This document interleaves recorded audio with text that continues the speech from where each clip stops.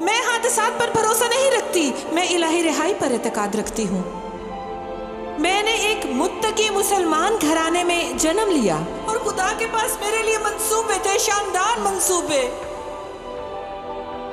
میں موت کے دہانے پر تھی، میں خودکشی کرنے کا سوچ رہی تھی۔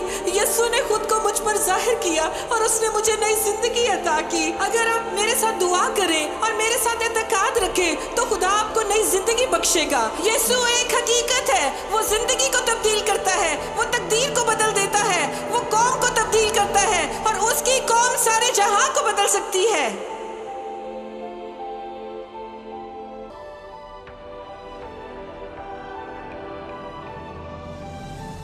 مقدس متی 26:36۔ اس وقت یسوع ان کے ساتھ گتسمنی نام ایک جگہ میں آیا۔ اپنے شاگردوں سے کہا، یہیں بیٹھے رہنا جب تک میں وہاں جا کر دعا کروں۔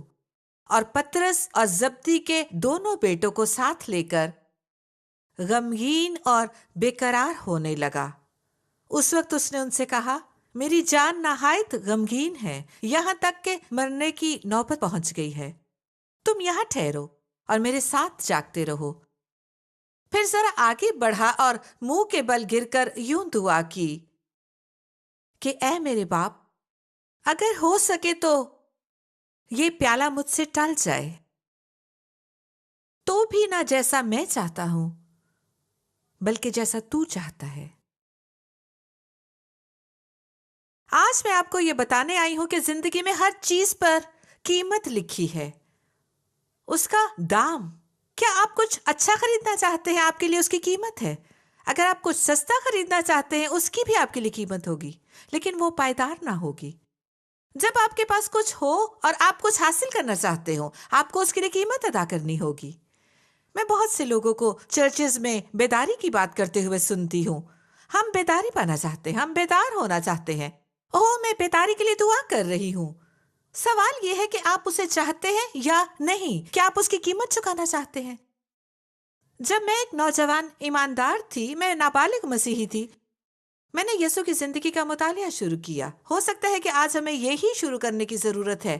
ہمیں بنیادی باتوں کی طرف جانے کی ضرورت ہے۔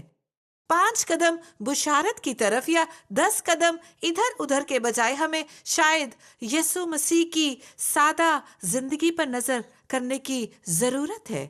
آپ کو علم ہے کہ ہر کوئی جو اس میں زندگی گزارنے یا اپنی زندگی میں اس کی سکونت کا دعویٰ کرتا ہے، وہ یسوع مسیح کی طرح چلے۔ واو! اگر آپ اس کے دعوے دار ہیں تو آپ کو یسوع کی طرح چلنا ہوگا۔ کیا آپ سمجھتے ہیں؟ اگر آپ دعویٰ کرتے ہیں کہ وہ آپ میں ہے، اگر وہ مجھ میں رہتا ہے، تو مجھے یسوع کی طرح رہنے کی ضرورت ہے۔ اس کی آپ کے لیے کوئی قیمت ہے۔ اور پھر جب میں نے یہ پڑھا تو میں نے کہا، خداوند میں چاہتی ہوں تو مجھے دکھا، کیونکہ میں بیداری پانا چاہتی ہوں ان بدبودار چرچز میں جہاں لطف اٹھانے کے علاوہ کچھ نہیں ہے۔ میں اپنی زندگی میں بیداری پانا چاہتی ہوں۔ میں اس سے کم پر رضامند نہیں۔ میں مسیح سے پہلے مسلمان ہوتے ہوئے میں ہمیشہ تھوڑے پر رضامند ہوا کرتی رہتی تھی۔ آپ کو پتا ہے کہ تھوڑے پر رضامند ہونا، ہم اس کا استعمال شادی پر کرتے ہیں، ہم دوستی میں تھوڑا قبول کرتے ہیں، ملازمت پر تھوڑا لیتے ہیں، ہم اس میں اور اس میں تھوڑے پر رضامند ہو جاتے ہیں۔ لیکن اگر آپ مسیح میں تھوڑا قبول کریں تو کیا ہوا؟ یسوع کے ساتھ اپنے سفر میں آج میں آپ سے یہ سوال کرنا چاہتی ہوں۔ آپ کو پتا ہے کہ ہر کوئی کہتا ہے میں یسوع کی طرح بننا چاہتا ہوں۔ واقعی کیا آپ یسوع کی طرح بننا چاہتے ہیں؟ آپ کے لیے اس کی قیمت ہوگی۔ یسوع کی طرح رہنے پر قیمت درج ہے۔ اب چرچ بہت چالاک ہو گیا ہے، ہم یسوع سے بھی تیز ہو گئے ہیں تقریباً، کیونکہ ہم اس طرح کام کرتے ہیں۔ ہمیں چرچ کرنا آتا ہے، ہمیں منسٹری چلانی آتی ہے، ہمیں پتا ہے کہ کس طرح شو کیا جاتا ہے۔ اور لطف 5 گیت، ان میں سے 3 تیز اور 2 دھیمے ہوتے ہیں۔ ہمیں سب کا علم ہے، ہم نے اچھی طرح پڑھا ہے۔ ہمیں روح القدس کی ضرورت نہیں، ہم اس کی نقل نہیں بنا سکتے، لیکن ہم اس طرح کا دکھاوا کر سکتے ہیں۔ خیر، میں خداوند کی حضوری کو محسوس کر رہا ہوں، ہاللویا۔ لیکن کیا ہم بیداری کی حقیقی قیمت چکاتے ہیں؟ اور پھر جب میں نومرید تھی اور میں پھر بھی اسی جگہ رہنا چاہتی تھی، کیونکہ تصور کرے میرے بندھن ٹوٹ چکے تھے۔ जब मैं नाजायज बर्ताव का शिकार एक मुस्लिम खातून की हैसियत से मसीह के पास आई, मेरी जंजीरें टूट गई थी। मैंने आजादी महसूस की, लेकिन उसी दौरान मैंने ये भी सोचा कि मेरी जिंदगी के 28 साल झूठ और फरेब ने चुरा लिए थे। उन्होंने मुझसे झूठ बोला, मुझे महसूस हुआ कि मेरे साथ झूठ बोला और धोखा किया गया था। अभी हाल ही में मैं एक प्रेस्बिटेरियन चर्च में थी। तसव्वुर करें, मैंने बेदारी की मुनादी की और ये 85 साल खातून इबादत के बाद मेरे पास आई।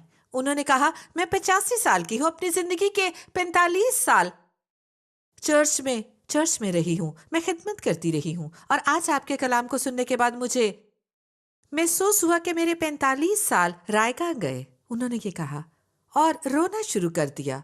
उन्होंने रोना शुरू कर दिया। उन्हें अफसोस था कि उनकी जिंदगी के 45 साल जाया गए। कम पर रजामंद होना। आपको पता है कि डिक्शनरी में मेरे लिए सबसे उदास और अफसुर्दा लफ्ज कौन सा है? मेरे साथ बर्दाश्त रखें, क्योंकि ये मेरी मातृ जुबान नहीं, ये मेरी जुबान नहीं, मुझे बर्दाश्त करें। मेरे लिए डिक्शनरी में बदतरीन लफ्ज अफसोस है। जिंदगी में जब किसी खास उम्र को पहुंचते हैं, जब आप इस बेशकीमत खातून की तरह 85 साल के होते हैं, आप पीछे देखते हैं और कोई आकर आपके मुंह पर थप्पड़ मारता है, जैसे मैंने वहां किया था, एक भले तरीके से, बहुत अच्छे तरीके से, और आपको भी एहसास हुआ और आपने कहा, मुझे अफसोस है कि मैंने जिंदगी के 45 साल उस चर्च में रही और मैं कम पर रजामंद हो गई। ये कितने अफसोस की बात है। जैसे मेरी बच्ची, तुमने अभी कहा, मैं कीमत चुकाना नहीं चाहती थी, मैं तो बस मजा करना चाहती थी, मैं तो बस दोस्ती कह के और मजा करना चाहती थी।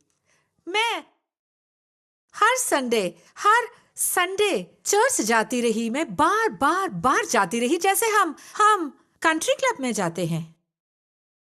और वो रो रही थी और मैं उनसे भी ज्यादा ज़ारो कतार रोने लगी, क्योंकि मुझे अमेरिका में चर्च की हालत का एहसास हो रहा था। मैं उनके साथ रोई। मुझे इल्म नहीं कि आज आप अपने सफर और समझौते के मुतालिक क्या महसूस करते हैं। मुझे उम्मीद है कि आप यीशु के साथ कयाम पालेंगे, क्योंकि उससे कोई फर्क नहीं पड़ता कि आप कितना अच्छा जा रहे हैं। आप आज के जलाल के लिए उन चीजों पर रजामंद नहीं हो सकते जो वो आपको कल के लिए देना चाहता है। आपको इल्म है कि आप किसी शख्स को इल्म इलाहियत पढ़ा सकते हैं। ये मैं नहीं कह रही, बल्कि मैंने किसी मुनाद से सुना था। आप एक इंसान को इल्म इलाहियत पढ़ा सकते हैं, लेकिन आप किसी शख्स को यीशु के लिए भूख और प्यास रखना नहीं सिखा सकते। शायद हमारी आज की दुआ ये हो, है खुदावंद, हमें अपने लिए भूख और प्यास अता फरमा।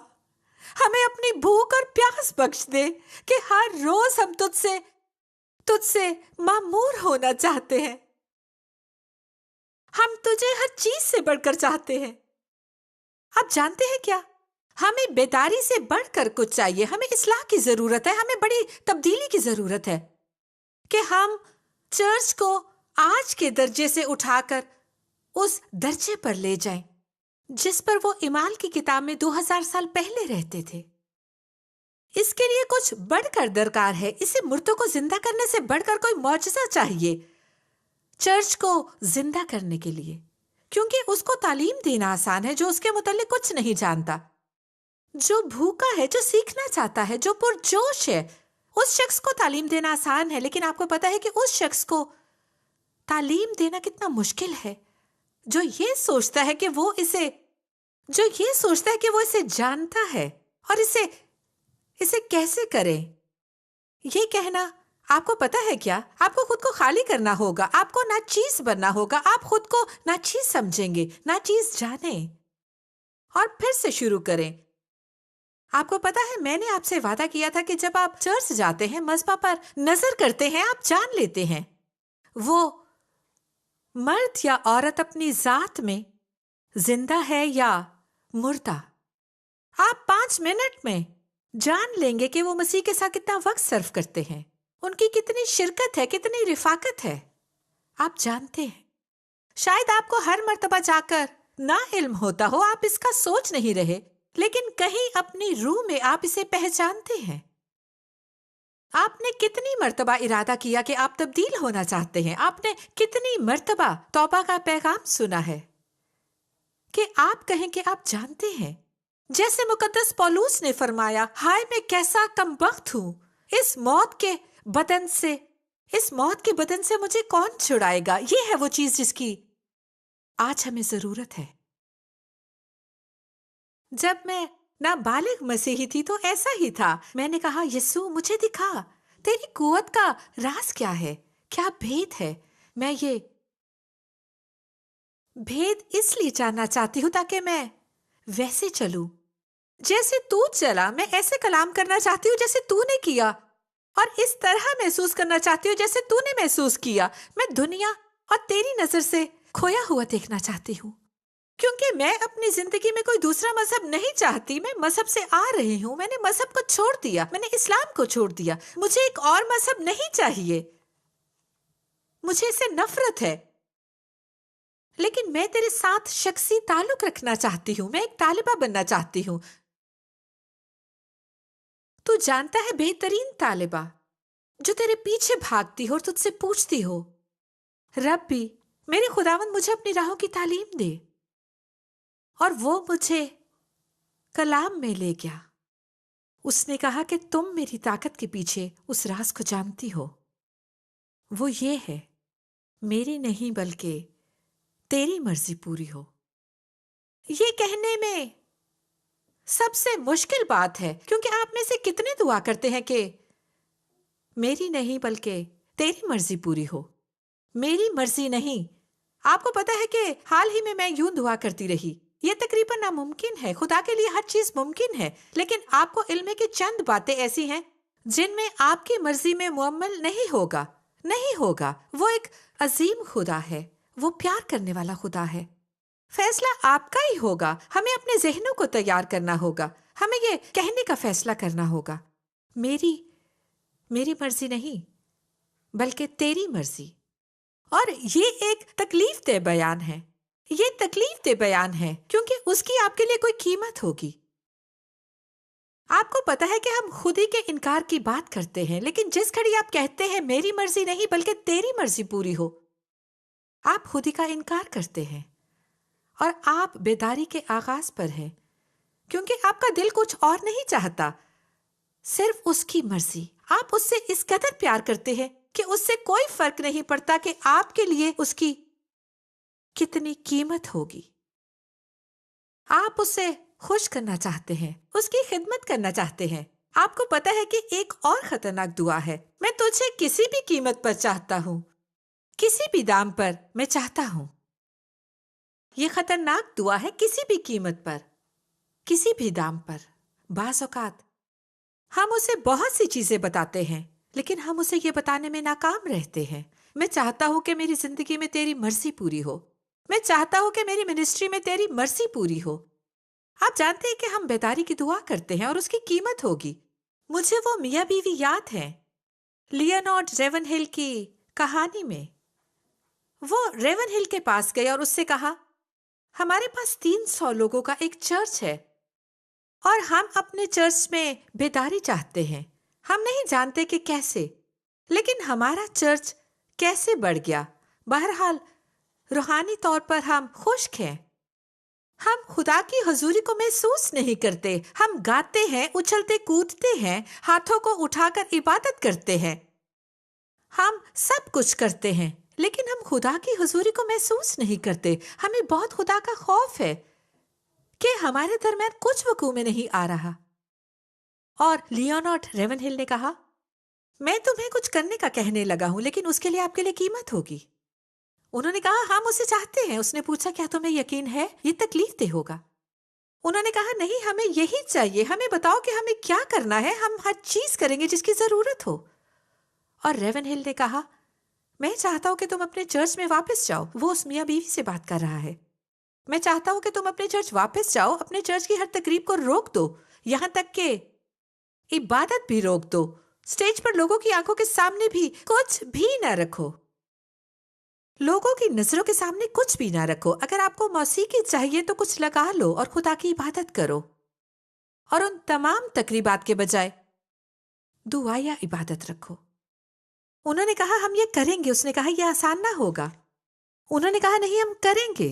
उसने कहा दुआ किए बगैर, तौबा किए बगैर तुम लोग बेदारी नहीं पा सकोगे। उन्होंने कहा हम करेंगे। उसने कहा 3 माह बाद आकर मुझे मिलो। वो मियाँ बीवी चले गए। 3 माह बाद वो रेवन हिल के पास वापस आए। उसने पूछा कि सब कुछ कैसा है। उन्होंने जवाब दिया खैर इतना अच्छा नहीं है। उसने पूछा क्या हुआ। उन्होंने कहा हमने चर्च में हर चीज खत्म कर दी, सब तकरीबात, सारी लुत्फानंदोजी। हमने सिताइश के दौरान कैसेट चलाना शुरू कर दी और हमारी चर्च की आधी कलीसिया छोड़कर चली गई। अब हम तकरीबन 150 लोग रह गए हैं। उसने कहा बहुत खूब, आप लोग बेदारी पालोगे, ऐसा करना जारी रखो और मुझे 3 माह बाद दोबारा मिलो। 3 माह बाद वही बात हुई। वो मियाँ बीवी रेवन हिल के पास गए और हिचकियां लेते हुए वही बात की। अब हम सिर्फ 50 रह गए हैं। उसने कहा बहुत खूब। उसने कहा आप वापस जाओ और चंद माह बाद दोबारा मुझसे मिलो। और वो मियाँ बीवी वापस आए और उन्होंने कहा ओह बहुत बुरा हुआ, हम अब सिर्फ 4 लोग ही रह गए हैं और हम आपकी हदायत के मुताबिक दुआ कर रहे हैं। हर रोज हाथ पकड़कर सब चर्च छोड़ गए और हम खाली इमारत में हैं और हम हर रोज बेदारी के लिए दुआ कर रहे हैं। हम अपने गुनाहों से तौबा कर रहे हैं और हम यीशु के सामने नंगे हैं और वो हर हफ्ते हमारे अंदर की चीजें दिखा रहा है। हम दुआ करते और तौबा करते हैं, हम दुआ करते और तौबा कर रहे हैं। रेवन हिल ने कहा, उसने कहा जल्द ही बेदारी आने वाली है, मैं वादा करता हूं। और 3 माह बाद वो मियाँ बीवी फिर रेवन हिल के पास आए। उसने पूछा सब कुछ कैसा है। मियाँ बीवी ने कहा हम बेदारी पा चुके हैं, हम बेदारी पा रहे हैं। हमारे पास चर्च के अंदर 500 लोग होते हैं और 500 लोग बाहर खड़े अंदर आने का इंतजार कर रहे होते हैं। फिर उस भले बुजुर्ग शख्स ने अपनी मुनादी जारी रखी। आपके लिए उसकी कोई कीमत होगी, आपके लिए उसके कुछ दाम होंगे। क्या आप कीमत चुकाना चाहते हैं?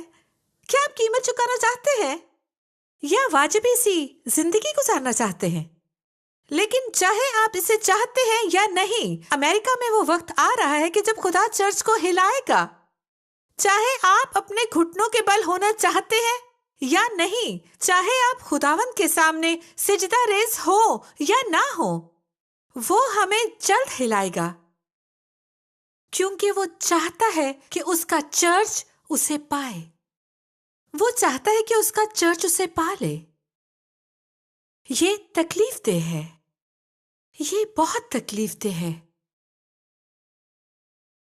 कि आप बेदारी पाएं या आपको छांटता है, दुख देता और आपको आपकी बदसूरती और मक्कारी दिखाता है। आज चर्च दुनियावी है, आए उसका सामना करें। हम दुनियावी लोग हैं, हम दुनियावी चीजें देखते हैं, हम दुनियावी काम करते हैं, हम दुनिया को प्यार करते हैं। लेकिन जब बेदारी आती है हमें कुछ और दरकार नहीं होता। उसी भले बुजुर्ग ने कहा था कि तफरीह शैतान का शादमानी नेमुल बदल है। हमें किसी तफरीह की जरूरत नहीं रहती जब खुदा आ जाता है, जब आप सुपरमैन के साथ रहते हैं। बाज़ों का जब मैं इधर उधर जाती हूँ तो लोग पूछते हैं, मैं 6 बार शिकागो जा चुकी हूँ और मुझे शिकागो का इल्म नहीं है। मुझे शिकागो का बिल्कुल इल्म नहीं है। चर्च से होटल तक मुझे किसी जगह का नहीं इल्म। जब भी मैं जाती हूँ लोग मुझे कहते हैं, जब भी मैं वहां जाती हूँ, हम आपको शहर दिखाना चाहते हैं, हम आपको शहर दिखाना चाहते हैं। बाकी दिनों में कलाम की मुनादी की बात क्या करेंगी? और मैं उन्हें कहती हूँ मैं सुपरमैन के साथ रहूंगी। सुपरमैन के साथ रहने से बढ़कर क्या हो सकता है? मेरा सुपरमैन यीशु है। आप मुझे कौन सी तफरीह फराहम कर सकते हो? मैं उस पर नजर कर सकती हूँ और मैं किस चीज में यीशु के साथ वक्त गुजारने से बढ़कर शादमान हो सकती हूँ? आप क्या ऑफर कर सकते हैं जो उससे बढ़कर हो? आप मुझे कौन सी ऐसी जगह ले जा सकते हो जिसे देखकर मैं कहूं वाह, कुछ भी नहीं, कोई मकाम, कोई घर, कोई आलीशान घर मुझसे नहीं कहलवा सकता कि वाह। एक शख्स को बुलाहट हुई कि वो मिशन फील्ड में अपने खानदान के साथ गरीबों को ढूंढे। उसकी एक 14 साला बेटी थी और उसकी एक बीवी थी और वो सब इकट्ठे मिशन फील्ड में गए। चंद बरसों बाद सिंगापुर में रहते हुए खुदा उसके ख्वाब में जाहिर हुआ और उससे कहा, मैं चाहता हूं कि तुम तुर्की जाओ। और उस शख्स ने कभी तुर्की जैसे मुल्क का सोचा भी ना था, कभी मशरिक वुस्ता जाने का नहीं सोचा था कि इस हैसियत में खुदा की खिदमत करे। और उसके पास कोई पैसा ना था और खुदा ने उससे कहा, मैं चाहता हूं कि तुम फौरन मेरे हुक्म की तामील करो, मैं उस कौम में कोई अजीम काम करूंगा। और उस आदमी के ख्वाबों में खुदा 3 मर्तबा जाहिर हुआ और 3 मर्तबा के बाद उसने खुदावंद की फरमाबरदारी की और उसने अपने खानदान को बताया कि वो तुर्की जा रहे हैं। फिर उन्होंने सामान बांधा, थोड़े पैसे लिए और उन्होंने अपने पैसे जोड़े ताकि जहाज का किराया और किसी होटल में चंद दिन रहने की इस्तात थी। और जब वो सफर करने को था या सफर के बाद एक शख्स ने उसके पास आकर कहा, खुदा मुझ पर जाहिर हुआ था और मुझे ये पैसे तुम्हें देने होंगे और वही सब कुछ था और इससे बढ़कर क्या हो सकता है। और वो आदमी अपने खानदान के साथ तुर्की चला गया और एक बहुत ही शदीद ज़लज़ला आया, हजारों लोग मर गए।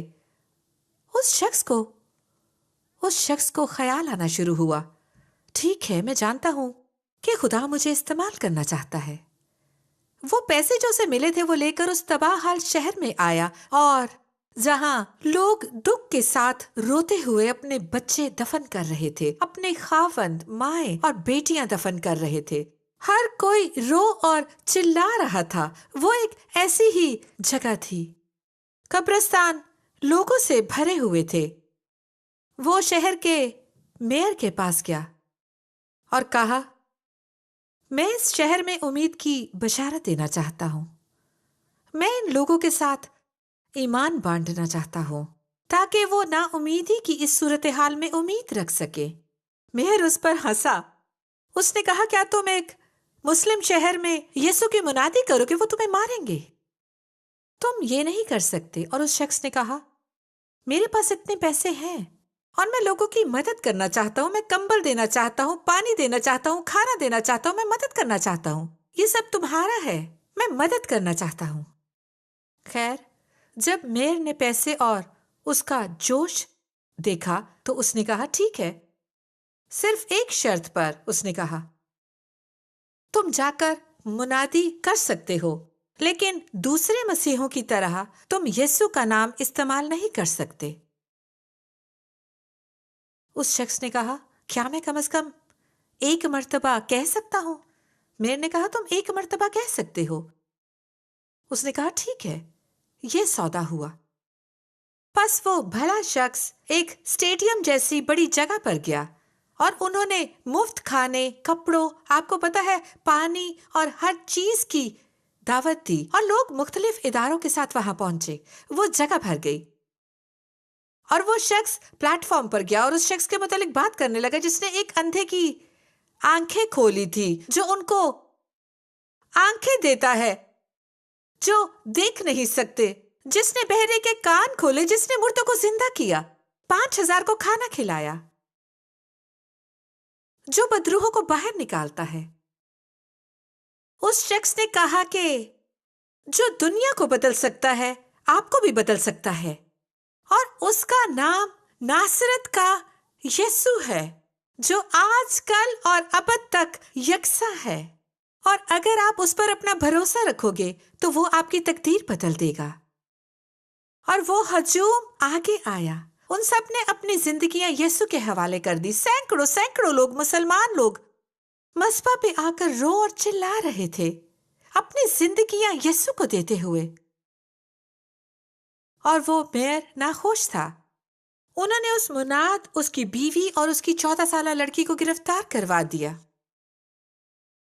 और وہ انہیں جیل میں لے گئے اور باپ کے سامنے انہوں نے اس کی 14 سالہ بیٹی اور اس کی بیوی کی کئی بار عصمت دری کی، اور انہوں نے یہ کہہ کر انہیں رہا کیا، اگر تم نے پھر کبھی یسوع کی منادی کی تو تمہارے ساتھ یہی ہوگا۔ وہ شخص خاندان کے ساتھ گھر آیا۔ وہ ڈرائنگ روم میں بیٹھے ہوئے تھے اور انہیں پتا نہ تھا کہ کیا کریں اور کیا سوچیں۔ اپنے دل میں وہ بہت تلخ تھا، وہ بہت ناراض تھا، اسے بہت دکھ پہنچا تھا۔ وہ خدا اور اس کی بھلائی پر سوال اٹھا رہا تھا، تقریباً خود سے وعدہ کرتے ہوئے کہ وہ دوبارہ کبھی خدا کی خدمت نہ کرے گا۔ پھر اچانک اس کی 14 سالہ لڑکی نے سکوت کو توڑا۔ اس نے کہا، ابو۔ وہ اپنی بیٹی کے سامنے آنکھیں بھی نہ اٹھا سکتا تھا۔ اس نے کہا، ابو، ابو میری طرف دیکھیں۔ اور اس نے اس کی طرف دیکھا۔ اس کے چہرے پر ورم اور چوٹوں کے نشان تھے، اس کا لباس جگہ جگہ سے پھٹا ہوا تھا، اس کے ہونٹوں سے بھی خون بہہ رہا تھا، اور اس نے اپنے دل میں سوچا، یہ سب میری غلطی ہے، یہ سب میری غلطی ہے۔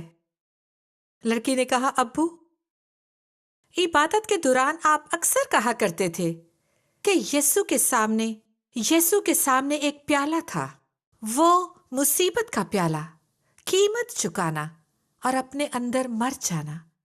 ابو، آج وہ کلام ہماری زندگی میں پورا ہوا ہے، ہم نے قیمت چکائی ہے، ہم پیچھے نہیں ہٹ سکتے، ہم رک نہیں سکتے، ہم قیمت چکانے کے ڈر سے بھاگ نہیں سکتے۔ اور وہ اور اس کی بیوی اور تینوں نے ایک دوسرے کو گلے لگا کر رونا شروع کر دیا، گھٹنوں کے بل ہو کر خدا سے ان لوگوں کے لیے معافی مانگی جنہوں نے انہیں دکھ دیا تھا، خدا سے ان لوگوں کے لیے معافی چاہی جنہوں نے ان کی عزت لوٹی تھی، اور انہوں نے ترکی میں رہنے کا فیصلہ کیا، اور خدا نے ان کی تعداد کو اور بڑھا دیا۔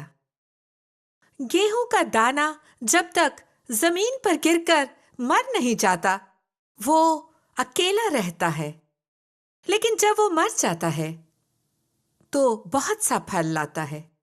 وہ جو اس زمین پر اپنی جان سے محبت رکھتا ہے اسے کھوئے گا، جبکہ جو اپنی زندگی سے اس دنیا میں نفرت رکھتا ہے اسے ہمیشہ کے لیے پائے گا۔ اگر تمہیں بیداری چاہیے تو قیمت چکاؤ چرچ، دام ادا کرو، جو کچھ درکار ہے، جو کوئی بھی اس کی قیمت ہے۔ ہماری یہ دعا ہونی چاہیے، ہمیں یہ چاہیے، خداوند ہمیں بیداری چاہیے۔ ہم اس سے کم پر رضامند ہونے سے انکار کرتے ہیں۔